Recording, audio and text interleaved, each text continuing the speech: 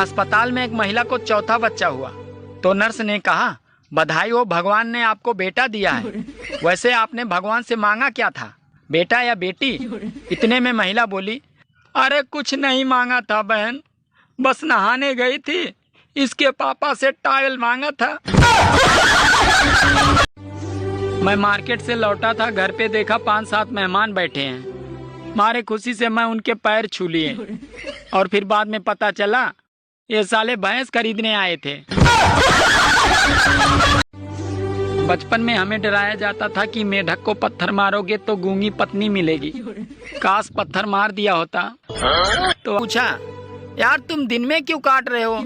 तो मच्छर ने कहा, अरे ओवर टाइम कर रहा हूँ साहब, घर में माँ बीमार है, जवान जवान 2 बहनें हैं और लड़के वालों ने दहेज में 2 लीटर खून मांगा है। अरे अब वो दिन दूर नहीं है जब दीवारों पे लिखा होगा कि रील बनाने की आदत छुड़ाएं।